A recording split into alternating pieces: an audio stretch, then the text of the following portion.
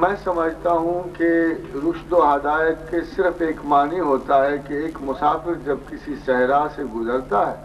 تو selfish interest کی بجائے اس کو اپنے پیچھے آنے والوں کا اتنا خیال ہوتا ہے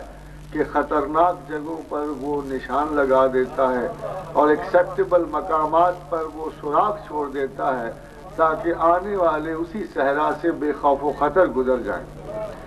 تو میں نے اپنی زندگی میں جو کچھ سیکھا، دنیا نے تجربات و حوادث کی شکل میں جو کچھ مجھے دیا ہے وہ لوٹا رہا ہوں میں، اور اس کے صلے میں آپ سے دعا کا طالب ہوں۔ اور جب ایک شخص نے کہا، اور یہ بھی حضرت جو کہہ رہے ہیں دعا مانگیں، تو میں نے ان سے کہا کہ دعا تو دین ہے، اگر آپ میرے لیے نہیں کریں گے تو میں اتنا سادہ اور نادان نہیں ہوں کہ آپ کے لیے کرتا ہوں۔ یہ شادی والی تھی نہیں ماشاء اللہ خوب کہا آپ نے۔ بہت سارے لوگ بہت سارے لوگ دعا کے بارے میں بڑے عجیب سا نظریات رکھتے ہیں۔ مثلا کسی شریف آدمی کو جب کہا جائے کہ جی آپ ہمارے لیے دعا کریں تو وہ آگے سے جواب دیتے ہیں کہ جی میں اس قابل کہاں، بلکہ آپ میرے لیے دعا کریں۔ تو اگر آپ تھوڑا سا غور فرمائیں تو جتنی دعائیں یا جتنے فرض کیجئے میں نے کبھی آپ کو تسبیحات دی ہوں تو ان میں جتنی بھی دعائیں میں نے لکھی ہوئی ہیں وہ سب کی سب رسول اللہ صلی اللہ علیہ وسلم کی، کہ حضور مبارک کی پوری زندگی دعاؤں سے بھری ہوئی ہے، اور یہ بات لازم ہے کہ وہ یہ دعا خود بھی مانگا کرتے تھے، جیسے اللہم اعنا علی ذکرک و شکرک و حسن عبادتک، جیسے اللہم احسن عاقبتنا فی الامور کلہا واجرنا من خزی الدنیا وعذاب الآخرہ۔ اینڈ ٹو ٹاپ اٹ کہ جب رسول اکرم صلی اللہ علیہ وسلم فرمایا کہ جنت میں ایک مقام وسیلہ ہے اور میں اپنے خدا سے امید کرتا ہوں کہ یہ مقام مجھے عطا کیا جائے گا، تم بھی میرے لیے اس مقام کی دعا کیا کرو۔ تو دعا کوئی ایسی چیز نہیں ہے کہ جو ایک مقدس کرتا ہے اور ایک غیر مقدس نہیں کرتا، ایک شریف کرتا ہے، اور بعض اوقات ایسا ہوتا ہے کہ ایک فاسق کی دعا قبول ہو جاتی ہے اور ایک مقدس کی دعا کو اگنور کیا جاتا ہے۔ اور یہ لازم ہے کہ ہم آپس میں سلام کے بعد جو سب سے بڑا رشتہ رکھیں وہ دعا کا رکھیں۔ اس لیے میں آپ سب سے اپنے لیے بھی دعا کی درخواست کرتا ہوں، and as a deal I am very certain I'll pray for you all also۔ اور جس تحمل اور رواداری سے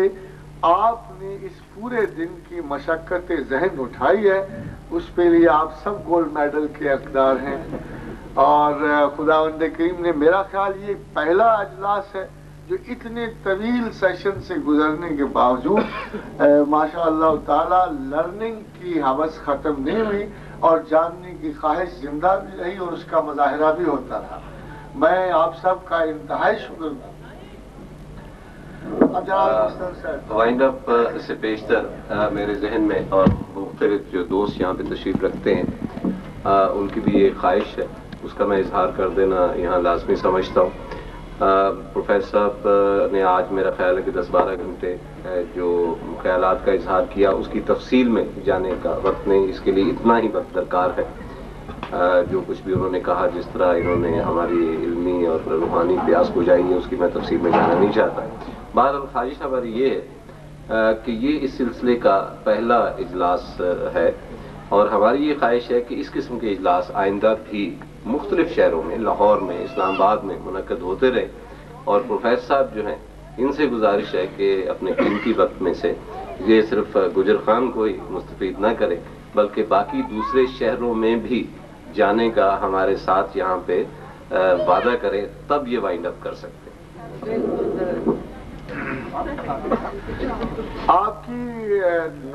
یہ جو آپ کا جو حکم نامہ صادر ہوا اور جس کے پیچھے میں نے تائید بھی سنی ہے بہت سارے لوگوں کی، میری عرض یہ ہے کہ میرا خیال یہ ہے کہ ایک اکیڈمیشین میں اور ایک دوسرے استاد میں جو تھوڑا سا فرق ہوتا ہے کہ ہم طلب کو بڑھتے ہیں اور لوگ اپنی طلب کو جاتے ہیں۔ تو تو میں علم کو امانت سمجھتا ہوں، اور خود خدا نے اسے امانت کہا کہ امانت علمیہ کی بات کرتے ہوئے جب لوگوں نے اعتراض کیا کہ رسول کو یہ کیوں نبوت دی گئی، تو خدا نے اس کا قرآن میں جواب دیا کہ ہم خوب اچھی طرح دیکھ لیتے ہیں کہ امانت کہاں رکھتے ہیں۔ تو میرے پاس بھی آنے والا، آپ یقین جانیے کہ جو شخص میرے پاس آتا ہے کسی بھی مسئلے یا کسی خیال کے حل کے لیے، تو میں اسے ایک لحاظ سے اپنے سے بہت زیادہ امپورٹنٹ سمجھتا ہوں، اور کبھی کبھی خدا سے گلہ گزار ہوتا ہوں کہ یہ شخص اتنا امپورٹنٹ ہے کہ اس کے لیے مجھے رات اور دن جگاتا، اور میرے تیرے اندر کوئی توقیر و عزت نہیں ہے۔ تو میرا خیال یہ ہے کہ آپ سب لوگ اس بحران کا شکار نہ ہو۔ آپ ماشاء اللہ تعالی خدا کے پسندیدہ، اور اگر اس کے طلبگار ہیں تو آپ اس کے پسندیدہ بندے ہیں۔ یہ اجلاس پہلی دفعہ گجر خان بڑی آڈز میں بلایا گیا، اور وجہ یہ تھی کہ ہم نے دیکھنا یہ تھا کہ can we initiate an understanding, کیا ہم ایک ایسے مستحکم سوچ کا آغاز کر سکتے ہیں جو ہم سب کا ملا جلا ہو، اور جسے ہم سب سوچ سمجھ کے ایک تعلیمی یقین بنائیں، ایک اعلیٰ ترین کمٹمنٹ میں ڈھال دیں، تو یقیناً اس کے اثرات جو ہیں اگر خدا نے چاہا تو اس کے اثرات بہت جلد مرتسم ہوں گے، اور کافی دور تک یہ سلسلہ جائے گا۔ اور انشاءاللہ تعالی میرے پاس جو کچھ ممکن ہوا اور جو کچھ میرے پاس گنجائش ہے، وہ میں نے آپ سے عرض کیا تھا کہ میں لوٹا رہا ہوں اور میں لوٹاتا رہوں گا۔ And may God bless us all، اور may God give us a true feeling for knowledge، اور اللہ تعالی ہمیں علم کی تلاش، جستجو، یقین اور اعتماد کی دولت عطا فرمائے، اللہ ہمیں صبر عطا فرمائے۔ ابھی وہ ابھی کچھ وقت لگے گا، اس کے بعد جس بھی شہر کے لوگ چاہیں گے، اگر ان کے پاس ارینجمنٹس ہوئی، ابھی میں نے محسوس کیا ہے کہ ہمارے لیے اتنا آسان نہیں ہے کہ میرا خیال یہ ہے کہ میں نے اپنے ہاتھ سے زیادہ بندوبست کیا، تو نارملی بڑے شہروں میں شاید ارینجمنٹس اتنے ڈیفیکلٹ نہ ہوں، آسان تر ہو جائیں، اور یہ ہماری اپنی خواہش میں مبنی ہے کہ we get together again with a vaster limitations of people. I have tried to reduce the number to the maximum, but when it spreads out، اور جب زیادہ تر لوگ شریک ہوں گے تو ظاہر ہے کہ نمبر جو ہے بہت بڑھ جائے گا، اس کے ساتھ ساتھ اس کے بندوبست بڑھ جائیں گے۔ تو ایک بدقسمتی سے میں آپ سے عرض کروں کہ I hate organizations in Islam۔ مجھے بڑے افسوس سے ہوتا ہے جب میں آرگنائزیشن کا سوچتا ہوں تو مجھے ہال پڑتے ہیں، کیونکہ جتنی آرگنائزیشنز بھی اسلام میں یہاں پرٹیکولرلی ان سب کانٹیننٹ میں آئی ہیں، انہوں نے اس مسلمانوں کو مزید تقسیم کیا اور ڈیوائیڈ کیا۔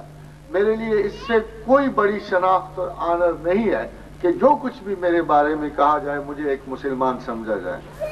اس کے بعد میں کسی سب کیٹیگری میں ڈیوائیڈ ہونے کے لیے تیار نہیں ہوں، نہ میں کسی مزید فردر مذہبی تقسیم میں جانے کے لیے تیار ہوں، اور خداوند کریم نے اگر چاہا تو ہر کاسٹ سیکٹر کریڈ سے آگے جا کر اگر ایک پیور مسلمانانہ تشخص حاصل ہو گیا، اور اگر ہم نے بغیر کسی احساس کمتری کے اپنے آپ کو غور و فکر کے ساتھ مسلمان سمجھا، تو خداوند کریم کا وہ وعدہ ضرور پورا ہوگا، ولا تہنوا ولا تحزنوا، کہ سستی نہ کرنا اور غم نہ کرنا، انتم الاعلون ان کنتم مومنین، تم ہی غالب ہو اگر اہل ایمان ہو۔ And may God bless us all with this. And میرا خیال یہ ہے کہ کھانا تیار ہے، اور 2 دن تھے اس کے لیے۔ ایک اور بات آپ سے عرض کروں، مگر بہت سارے لوگ جا کر پھر پلٹ نہیں سکتے تھے، تو پھر جمعے کا سیشن ہم نے علیحدہ کر دیا، اور آج ہی کے سیشن کو اتنی طویل عرصے تک لے گئے ہیں، مگر اس میں آپ کی کوآپریشن، محبت، مروت اور بہت ساری ذہنی استقامت شامل تھی۔ اس کے لیے آپ بہت زیادہ مبارکباد کے مستحق ہیں۔ And may be the last words, مستن صاحب کو تجربہ ہے میٹنگز کو بکھیرنے کا۔ ایک سجیشن اگر میں دے دوں سر، آپ اس وقت چونکہ تھوڑا سا وقت ہے کھانے کو، تو کوئی بھی سجیشنز آپ پریکٹیکل سجیشنز دے سکتے ہیں. میں ایک سجیشن دینا چاہ رہا تھا کہ وہ دعاؤں والا مسئلہ بیچ میں رہ جائے. نہیں دعائیں تو سب بات دعاؤں کرکٹ ورلڈ کپ جیت جائیں گے اسی ڈونٹ وری.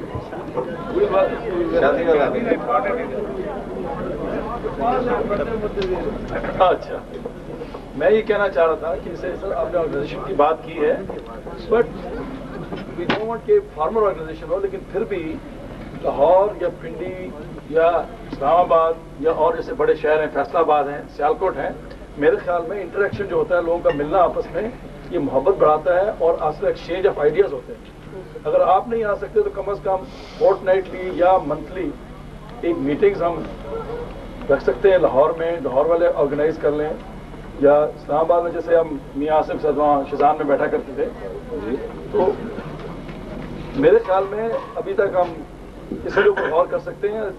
بہرحال کوئی کلب بھی بنایا جا سکتا ہے, اس کی ممبرشپ ہو سکتی ہے. کوئی ضروری نہیں کہ صرف کوئی ٹپیکل آرگنائزیشن بنانی ہے جو اسلام سے اور مزید لوگوں کو باغی کرے. تو کوئی ہیلتھی کلب ہو سکتا ہے جس میں ایکسچینج آف آئیڈیاز ہوں. لیکن اسلام آرگنائزیشن کے خلاف نہیں ہے. اگر آرگنائزیشن نہ ہوتی تو مجلس ٹائپ جو کلب کی شکل میں جس کی ممبرشپ اور جو ولنگلی آنا چاہیں موسٹ ویلکم. کیونکہ آرگنائزیشن جب تک نہ ہوگی, تنظیم نہیں ہوگی تو کوئی بھی آرگنائزیشن آگے نہیں بڑھ سکتی. اگر ہم سب کہہ رہے ہیں کہ پاکستان کو ترقی کرنی چاہیے تو اگر ہم سب ملتے ہیں اور پھر بکھر جاتے ہیں اور اس کے بعد دوبارہ نہیں ملتے تو we can't blame other people. Where would the leadership come from? It has to come from within us. We have to get organised, you got to get together, you got to talk discuss ideas with each other. اگر ہم ایسے ہی کہیں گے ملیں گے اور پھر بکھر جائیں گے تو میرے خیال میں پھر ہر آدمی انڈیویجولز اپنے آپ پہ چھوڑ جائے. اسلام جو ہے جیسے اجتماعی طور پہ بھی ہے اور انڈیویجولز کا بھی ہے. خان صاحب بنیادی طور پہ یہ اجتماع جو ہے علمی ہے اور اس کا تشخص بھی علمی ہے اور یہ طلب خداوند کے سلسلے میں منعقد ہوا ہے. اس سے آگے بڑھتے ہوئے صرف ہم ایک ہی سجیشن جو پیش نظر ہو وہ یہ ہو کہ اگر ہم نے دوبارہ کسی اسی قسم کے ایکیڈیمک سیشن میں جانا ہو تو اس کی صورت کیا ہوگی. بدقسمتی سے آپ اس طرف ڈال رہے ہیں جہاں آرگنائزیشن پولیٹیکل اور دوسری طرح کی ہو جائے. پولیٹیکل نہیں کرنا چاہتے. میں آپ کو عرض کروں کہ ہاں جی, تو میرا خیال یہ ہے کہ ہم کوئی ایسا رابطہ یا ذریعہ دیکھ لیں گے کہ جس سے اگر کسی اور جگہ ایک اسی طرح کی ریلیجس نوعیت کا فنکشن ہونا ہوا تو اس کے بندوبست میں ہم رضاکارانہ اشتراک کر لیں.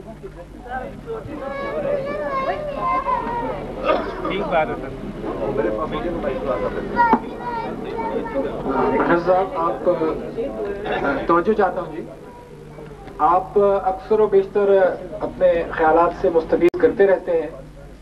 لیکن میں نہیں سمجھتا کہ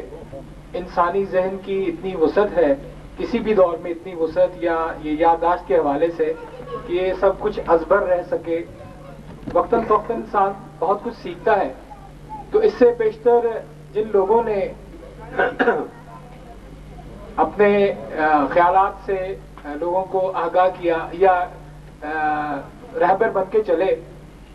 ان کے خیالات کو کسی دستاویز کی شکل یا ریٹن فارم میں وہ محفوظ کر دیے گئے تاکہ بعد میں آنے والوں کے لیے بھی وہ مشعل راہ ثابت ہو سکیں. تو اس ضمن میں آپ کے خیالات سے آگاہی چاہوں گا. ہمارے جو استادوں کی روایت ہے وہ قریباً صوفس کی روایت ہے کہ چلتے پھرتے تحصیل علم کرنا اور چلتے پھرتے ہی اس کا فروغ کرنا. میرا کوئی استاد ایسا نہیں بلکہ سیدنا علی بن عثمان حجویری کی ایک روایت آپ کو بتاؤں کہ زندگی بھر ان کو یہ دکھ رہا کہ انہوں نے ایک کتاب شعر لکھی تھی جسے کوئی دوسرا شخص اپنے نام سے چھپوا کے لے گیا.